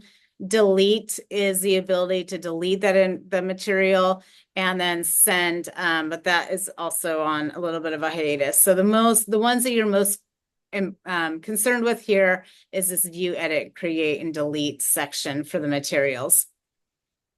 Same is true with notes shared and not shared. So notes shared is notes that you can share across the divisions that you're working on with the bill.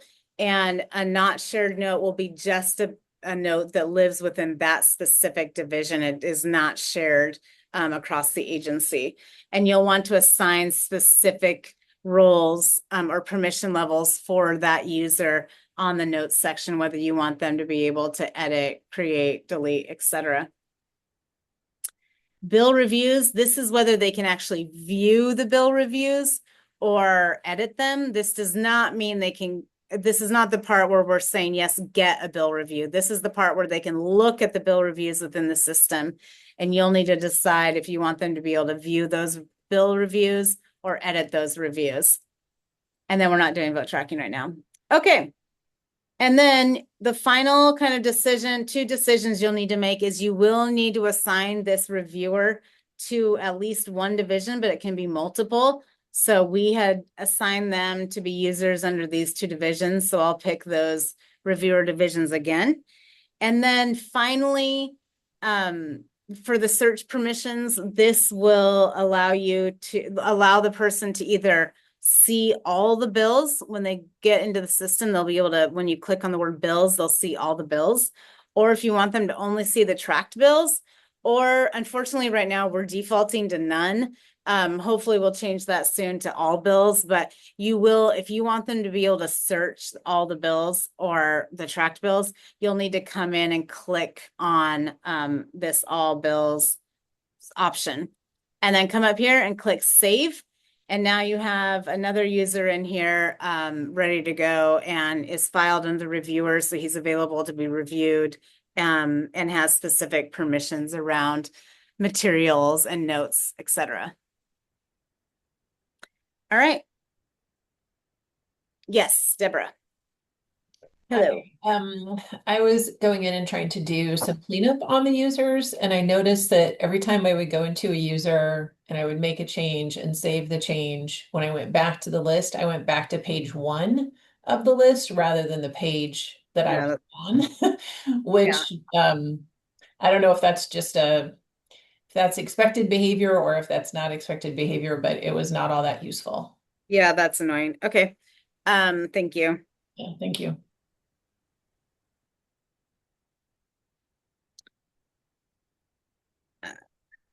Okay. All right. And then finally over here, we've got user groups. So you'll see here, I have a lot in here. I should probably clean these up, but you can put together user groups. And the reason this might be helpful is, let's say you have a situation where every time you send reviews to the same 5 people regarding Sun. So I'll come in here and I'll say, this is a bill review group. And I need to select the users that are in this group. And I can do that here, as many people as I want. And then when I go and save this now, this Sun group will be available for me to choose when I go to send out a review. So when I go to search for my reviewer person, this group will live there. And then I'll click on the Sun group. Now that the system will send individual emails to all 3 people on that list, or however many you put on there. And then individually, they will fill out their reviews and our system will file it back under the reviews, but you will have just clicked on that review group. So think about that as you're kind of thinking of, okay, every time I send out transportation reviews or something, I have a transportation team that I do this. Maybe I have a legal team that looks at everything. You can kind of put them all together, and then you'll just click on legal team and it will send that out, and they can individually fill that out. And they will see, remember on that email it said the other reviewers on there, additional reviewers, they will see those other people listed there as well. All right. Well, that was BillTracker. Started off real exciting, settled in. Any final questions, Malia? Oh, Kelly, yes. Sorry, I have a couple. In the documents tab under the bills, is testimony included in the documents? Submitted testimony, not just your agencies? Yeah, so it hasn't been, but the state added it again this year, so we will be able to pull it this year. Okay, curious. Oh, good. And then on the what was her question? Sorry, I want to clarify here. So if you're looking for testimony that was submitted for that bill, I believe that should show up, that'll show up under materials, right? Or history? It'll under documents here. Okay. There'll be a new additional document. Sorry. Yeah, whatever was submitted into committee, once the committee gets it, then that is what we will pull into the documents. Okay, that kind of answers my question then, because will we be able to see other firms submitted testimony beforehand, but only after? Yeah, unless they share that with you, right? Yep. Okay. All right. Thank you. And then my second question was on the linked bills. I often have like the same bills every session. Yes. So if I link a bill, say from 2025, will all the bills that I linked to that 2025 version of the bill also be linked, or do I need to go back and relink all the bills? No, so it will be linked to the 25 bill, but it won't be linked to the current bill. So the current bill will just show the 25, but if the 25 had links to the previous ones, it will kind of ladder that way. Yeah, I'd have to click on that link. Okay. All right. Yep. Thanks.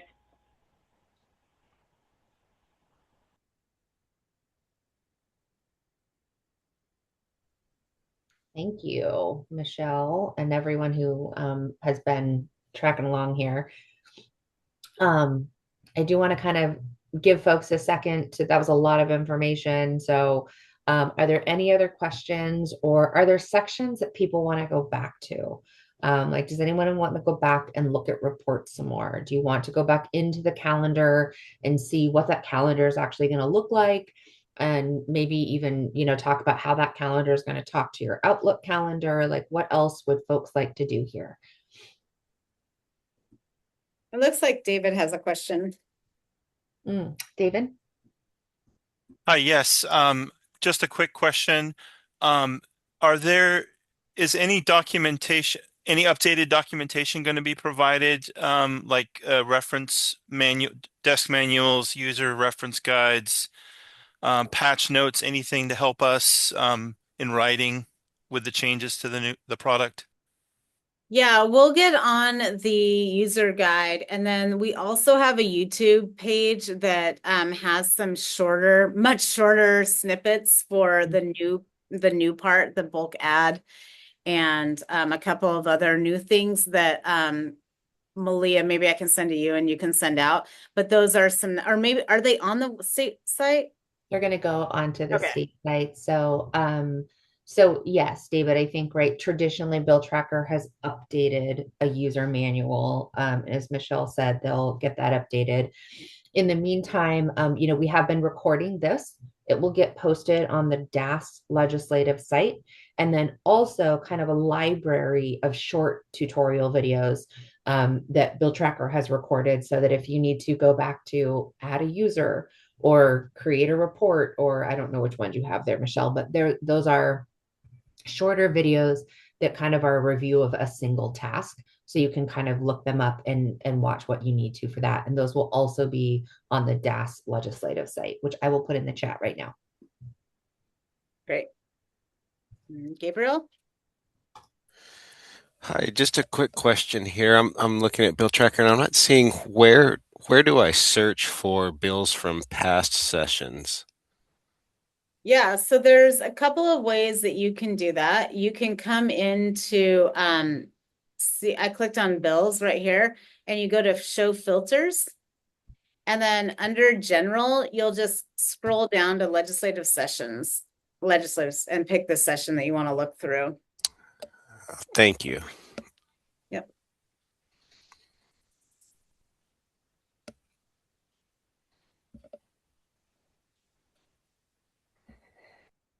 All right. So I have a few users that have like duplicate entries. One is sort of like they have the username, it's enabled, and then the other is they're listed as an external reviewer. But it still says reviewer under that. Can I just delete the external reviewer version? Yes, you'll just want to make sure that in the user part that they are signed up as bill reviewers for you. Yeah. Okay. And then there's some people who only are listed as external reviewer. Can I change them to not external review? I can edit some things No, about you'll them, have to but go in and add them as a user. okay. You'll need to reach out to Malia or I to do that for you, to add you into that. Okay, thanks. Yeah. And I have quite a few that are locked out, so that means I just have to update their password or click the password thing. Yeah. Yes. Okay, thanks.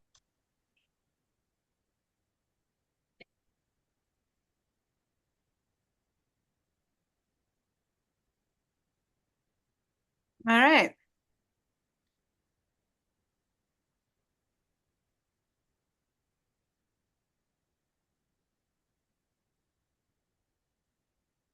Anything else? Good of the order? Yes, David. I've been trying to give space here for others to ask questions. So I have a question I'm hoping you guys have the answer to, and that is relating to the tracked bill notification recipients. Here at the employment department, when we assign someone to be a quote unquote bill reviewer on a bill, we add them as a tracked bill notification recipient. And in the past, they didn't receive automated, or excuse me, let me rephrase that. They always received automated notifications about hearings for bills, but they did not receive automated notifications about amendments for bills. We had asked for this to be changed in the updated version of the product. By any chance, is this a feature that now exists? Yes. Yep. It's in the new update. Excellent, excellent. Thank you very much for confirming that. I'm super excited about that. Oh, good. Great.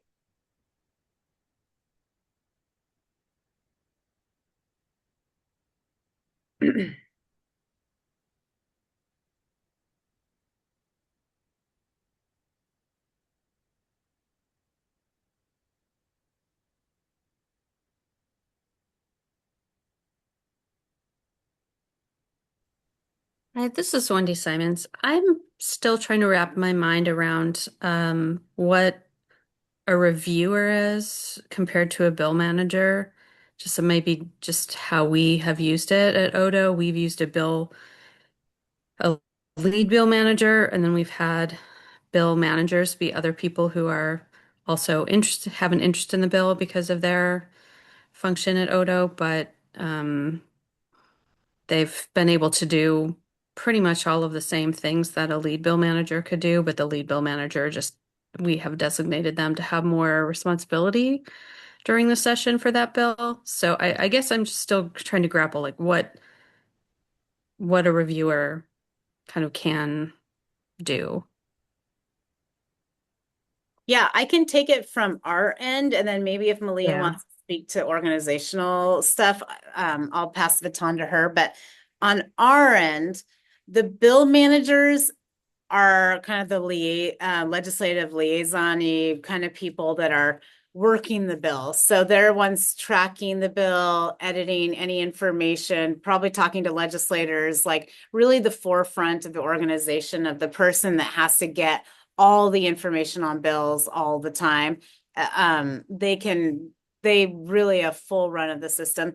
Reviewers are specifically set up to give feedback on the bill. So they can be a large group of people within your agency, but they can also be a bill manager. Bill managers can certainly be bill reviewers, but there is this kind of whole group of people that maybe know session exists, know they have to respond to questions from the legislative folks, but they're more just giving input into the bills that they see before, into their kind of expertise level area.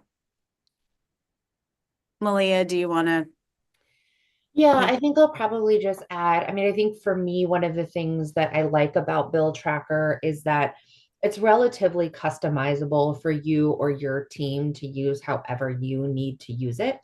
And so, which I think sometimes is, we hear this in conversations where people will say, I'm doing this and such isn't happening. And other people are not aware that that's even a function, because you really can use BillTracker differently. So I think it partially depends, like you said, about how you're wanting to use it. And it sounds like you're wanting to change up some of the things that your bill reviewers have done in the past.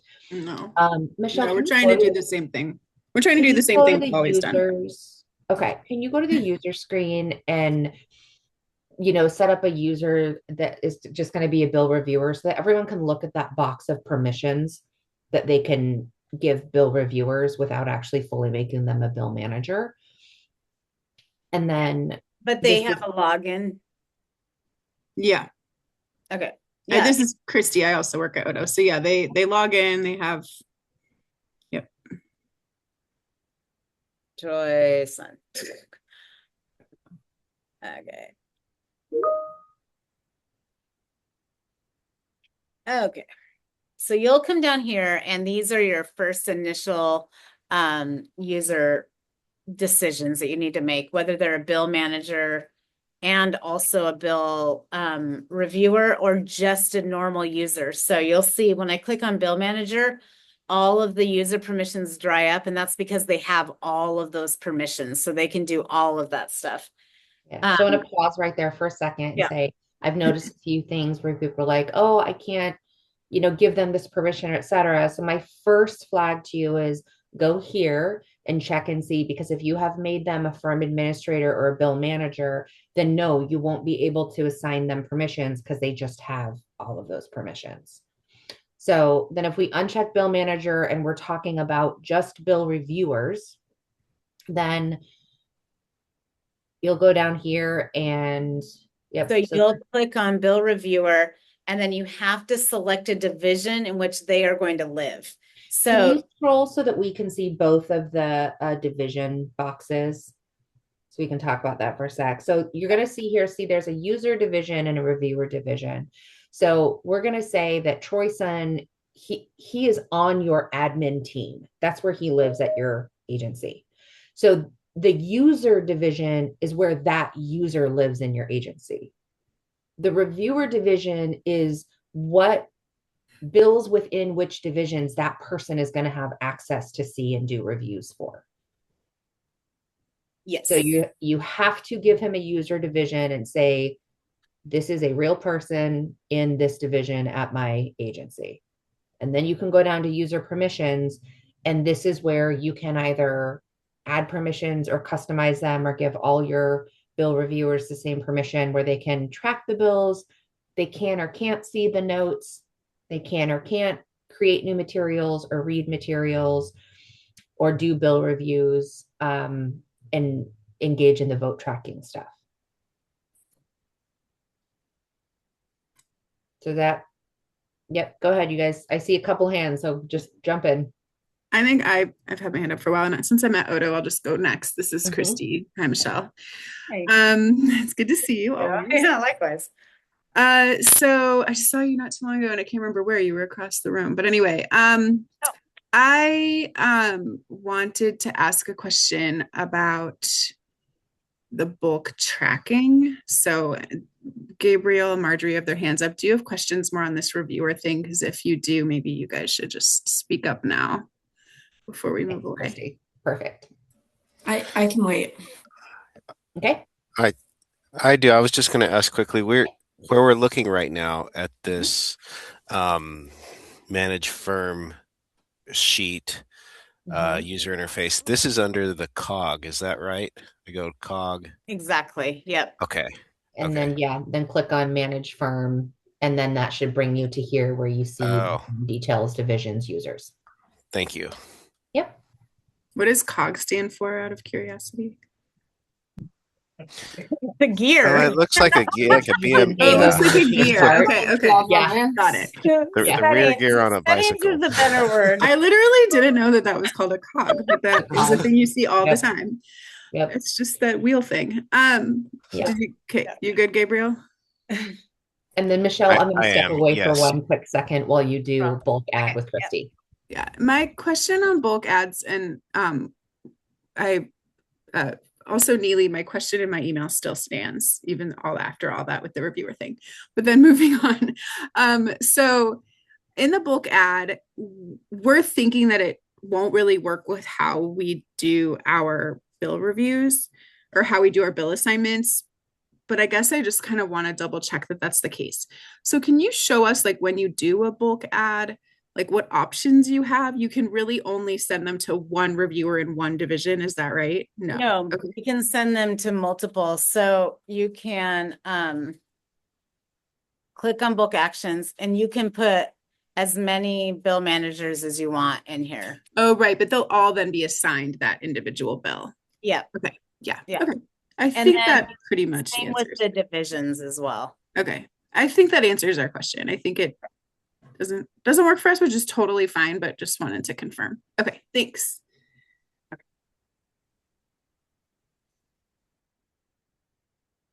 Hi, thank you very much for offering this.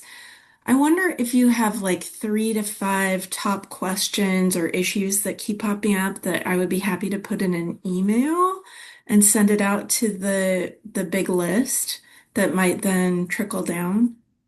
I mean, I can certainly send the link to the DAS website, and I sent the for the YouTube videos in one of my previous emails a couple weeks ago. So, I mean, if there are just a couple hot topics that I could throw in a message, I can kind of do that. And cross fingers, they apply to like a lot of agencies, maybe? Yeah, maybe I can. I mean, I think, most of the questions I get is actually on the user permissions stuff. Okay, would that be? Yeah, totally. Because I mean, I even wrote a little note to myself, hey, I might want to check and make sure that people are reviewers rather than managers, and that's where your little table shows up. Because I'd be like, where'd the table go? Yeah, maybe we could. I mean, I do think there's a lot of clarification that we have to do oftentimes on the difference between reviewers and users and external folk. I think that would be really helpful.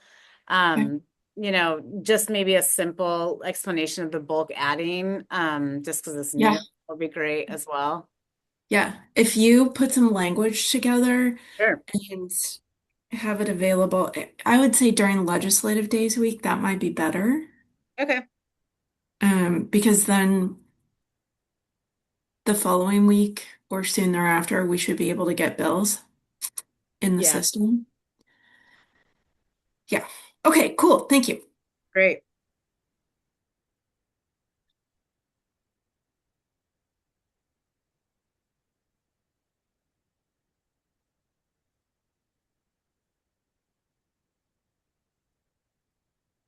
All right. Okay, I'm going to throw my voice across the room, Michelle, and ask Kevin a question while I'm giving folks a minute to think of other things. You don't have to throw it very far. Kevin, I don't know if something's going on like with my account, because I just had the same thing happen with another one where I moved his pre-existing account to his new agency. And he's like, yeah, I didn't get anything from BillTracker. So now I'm starting to wonder if there's something going on my account.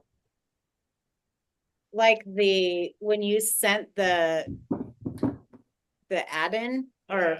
Yeah, so a couple days ago, I did the old school, right? Like I went into the legacy system and I said add an existing user and added an existing user. She has not gotten any info from BillTracker. I've gone in several times at this point and sent like a reset password email for her. I have deleted her accounts and tried to re-add it, and she's just not getting anything.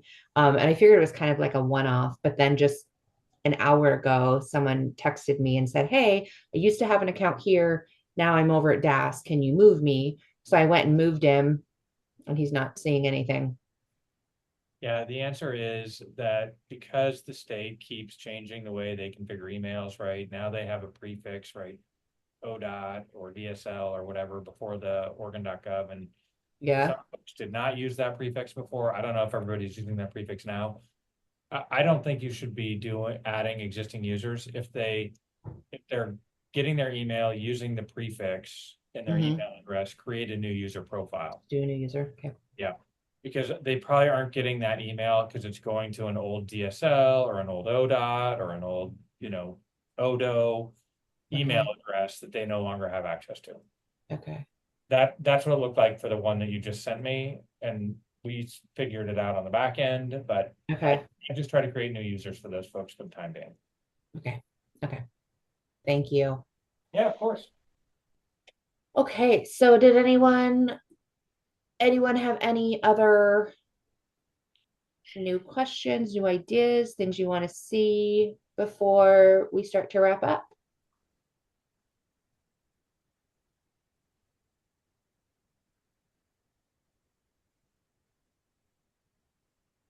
Okay. So I will go ahead and just sort of remind folks, there's the BillTracker training, but then also there's a lot of things just around organizing your agency or division or ledge team or however it is. And if you have questions about that, always feel free to reach out to me and ask. My ODOT information, I'll put my information in the chat for everyone. Even though I am no longer the DAS legislative director, please feel free to reach out and ask me if you ever have any BillTracker questions. On that note, I will point out and give Marjorie Taylor a shout out, who's been helping for many of you with the communication enterprise wide over the last couple of weeks. And also, I'm going to kind of put on the spot and say that the new DAS legislative director is on this call. And so you all will start to see things from Jessica here pretty soon. And my guess is that over the course of January and probably through the short session, I think between the three of us, all of us would say, if there's anything we can help with, please just let us know. And we'll work on getting you handed over to Jessica. And in the meantime, Michelle and Kevin, thank you so much. And thank you for all of the new, updated, modernized BillTracker functions. The bulk ad, I think, is awesome and amazing. I'm super excited about some of the things that could happen here. And yeah, so again, if folks want to go through reports or keyword emails or amendment stuff, anything like that, just reach out and let us know. Otherwise, I think we're going to go ahead and let folks go since we've gone through the training and I don't see any other hands up. So thanks so much, everyone. You can look for this recording on the DAS website within the next couple of days, and we'll also get the short video trainings up there too. So thanks, Michelle. Good to see you, and I'll talk to you later. Okay, take All care. right. Bye. Thanks.